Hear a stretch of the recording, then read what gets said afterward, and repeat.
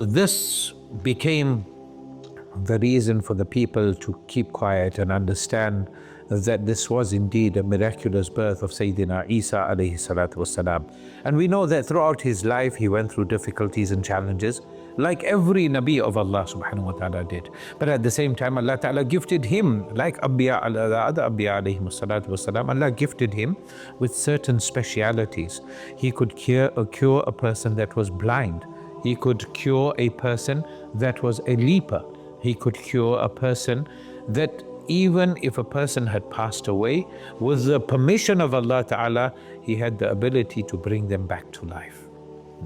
So this was some of the specialities of Sayyidina Isa alayhi salatu wasalam. And Allah subhanahu wa ta'ala in the Noble Quran tells us about when it came to that point where it is believed that he was crucified, that when the army entered into the room where he was, there were other men there. Allah Ta'ala lifted him, Sayyidina Isa alayhi salatu wasalam, into the heavens, and he made another man that was there take the shape and the form of Sayyidina Isa alayhi salatu wasalam, and they thought that they had crucified him. Allah Ta'ala promises us in the Noble Quran that Sayyidina Isa alayhi salatu wasalam was not crucified, but he was the one prophet that made dua, whose dua was accepted, to come in the ummah and be one of the ummatis, one of the followers of Rasulullah sallallahu alaihi wasallam. Did you know all the Anbiya made this dua?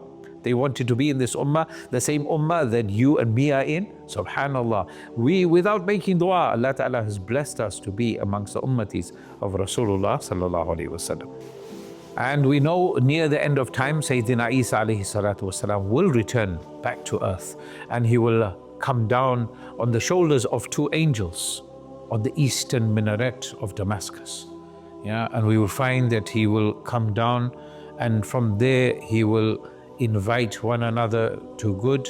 He will live a life, and insha'Allah al-Aziz, he will pass away a natural death. That is when his life will come to an end. Maybe ourselves, maybe our progenies may be fortunate enough to see Sayyidina Isa alayhi salatu wasalam. And yes, while that may be exciting to say that I met a prophet of Allah, at the same time we know that Dajjal is going to be around, and he's going to be trying to take people away from the obedience of Allah Ta'ala. They say in his hands what he possesses as Jannah will actually be Jahannam, and what he possesses as Jahannam will actually be Jannah.